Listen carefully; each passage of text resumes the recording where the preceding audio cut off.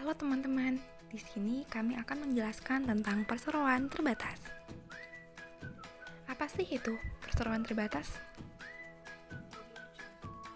Perseroan terbatas adalah persekutuan modal, didirikan berdasarkan perjanjian serta melakukan kegiatan usaha dengan modal dasar yang seluruhnya terbagi atas saham. Dasar hukum perseroan terbatas diatur dalam KUHD pasal 36-56, Undang-Undang Nomor 1 Tahun 1995, Undang-Undang Nomor 8 Tahun 1995, Undang-Undang Nomor 4 Tahun 1998, Undang-Undang Nomor 5 Tahun 1999, dan Undang-Undang Nomor 40 Tahun 2007.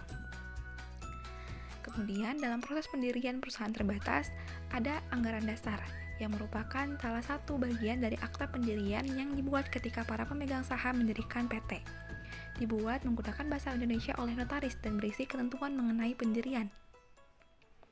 Yang perlu dicantumkan dalam anggaran dasar yaitu pertama, ada nama dan tempat kedudukan perseroan terbatas. Yang kedua, ada maksud dan tujuan serta kegiatan usaha perseroan terbatas. Yang ketiga, ada jangka waktu berdirinya perseroan terbatas. Yang keempat, ada besarnya jumlah modal. Yang kelima, ada saham. Yang keenam, ada ketentuan direksi dan komisaris. Yang ketujuh, ada penetapan dan penyelenggaraan RUPS. Yang kedelapan, ada laba dan dividen, dan masih banyak lagi. Kemudian, perubahan anggaran dasar perseroan terbatas. Perubahannya yaitu meliputi perubahan anggota direksi dan dewan komisaris, perubahan alamat perseroan terbatas, pembubaran perseroan terbatas, berakhirnya status badan hukum karena penggabungan, peleburan dan pemisahan murni, serta telah berakhirnya proses likuidasi.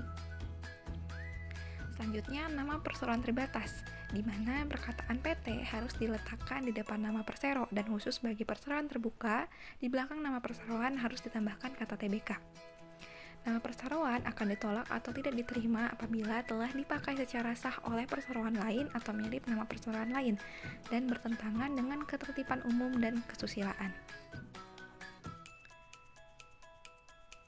Selanjutnya, pendaftaran perseroan terbatas dapat dilakukan dengan cara mengajukan nama pada Kemenkumham sebelum perseroan tersebut didirikan. Yang kedua, pendaftaran dapat dilakukan secara elektronik melalui jasa teknologi informasi, yaitu SABH.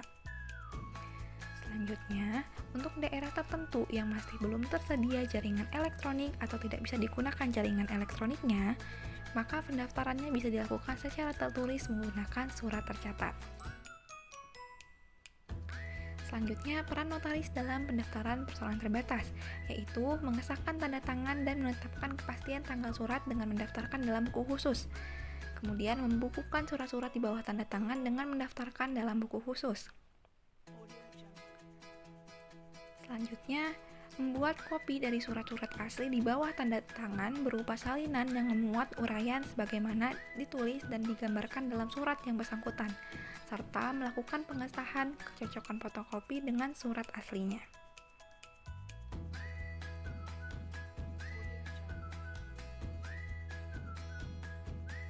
Selanjutnya, status badan hukum PT.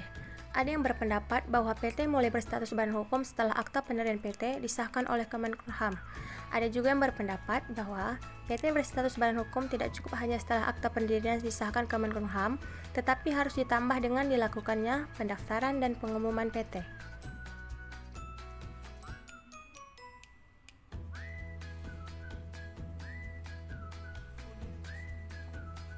Selanjutnya, prosedural perizinan PT. Mengajukan nama PT, membuat akta pendirian PT, membuat SKDP, membuat NPWP, membuat anggaran dasar perseroan, mengajukan SUP, mengajukan tanda daftar perusahaan, menyampaikan berita acara Negara Republik Indonesia atau BNRI.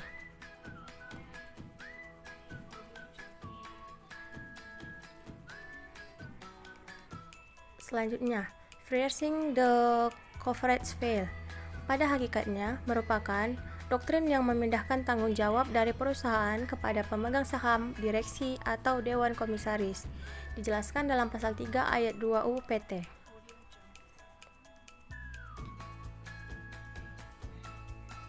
Modal. Modal adalah sejumlah dana yang digunakan untuk menjalankan kegiatan usaha pada perusahaan umumnya diperoleh dengan cara menerbitkan saham atau kapital.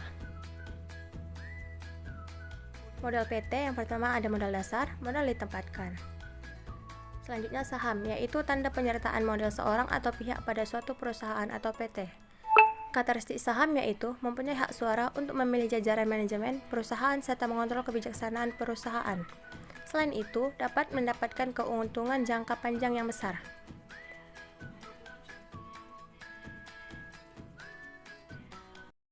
Contoh kasus perseroan terbatas, pembatalan akta perseroan terbatas PT Golden Lobster. Kasus ini berawal dengan didirikannya perseroan terbatas PT Golden Lobster yang berkedudukan di Bogor. Berdasarkan akta pendirian nomor 3 tanggal 22 Juni tahun 2007 yang dibuat di hadapan R. Syarif Budiman selaku notaris di Kota Depok, antara Tuan Andi Hartawan Sarjito dan Tuan Teku Anwar Johansyah dengan Tuan Johannes Wijaya dan Nyonya Inneke Wijaya, di mana dalam kesepakatan tersebut telah disepakati untuk mendirikan perseroan terbatas yang bernama PT Golden Lobster dengan komposisi saham di mana Tuan Johannes Wijaya dan Nyonya Inneke Wijaya sebesar 40% atau sejumlah 1.200.000.000 rupiah dan Tuan Andi Hartawan Sarjito serta Tuan Teku Anwar Johansyah masing-masing sebesar 30% atau sejumlah 900 juta rupiah. Akan tetapi dalam bukti persidangan hanya Tuan Andi Hartawan dan Tuan Teku Anwar yang menyetorkan kewajibannya, sehingga majelis hakim memberikan pertimbangan bahwa akta pendirian PT Golden Lobster yang menyebutkan para pendiri telah menyetor penuh modal yang ditempatkan ke dalam PT Golden Lobster ternyata tidak sesuai karena Tuan Johannes Wijaya dan Nyonya Inneke Wijaya tidak menyetor modal yang ditempatkan secara penuh ke perseroan. Oleh karena itu, majelis hakim mempertimbangkan bahwa akta PT Golden Lobster mengandung cacat hukum, yaitu tidak dilakukan penyetoran modal ke dalam perseroan, sedangkan hal tersebut merupakan salah satu syarat wajib dipenuhi oleh para pendiri sebagai pemegang saham.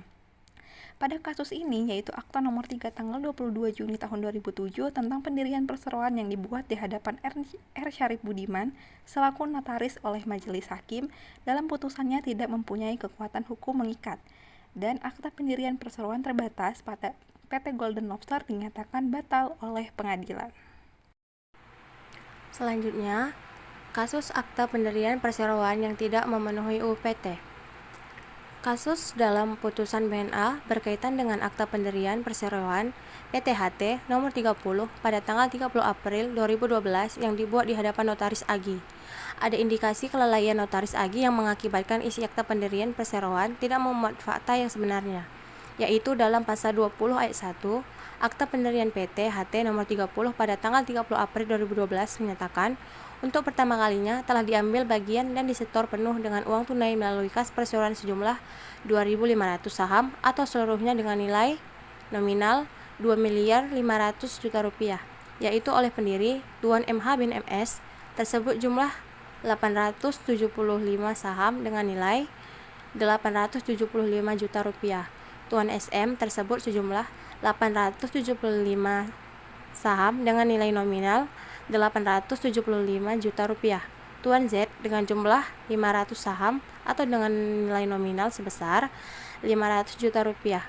Tuan KA bin MA dengan jumlah 250 saham atau dengan nilai nominal 250 juta rupiah.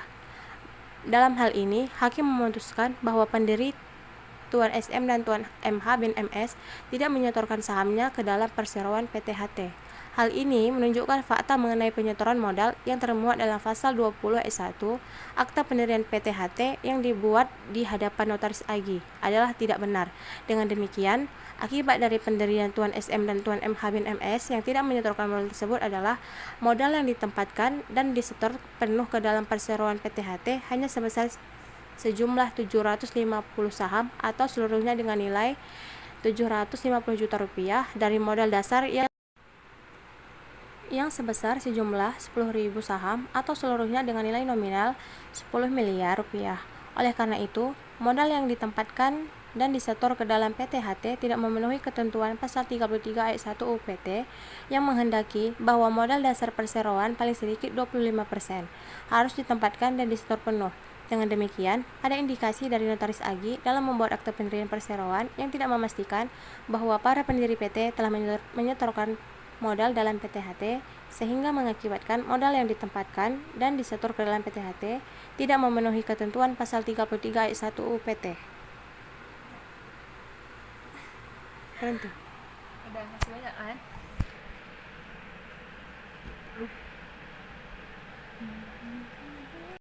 Terima kasih.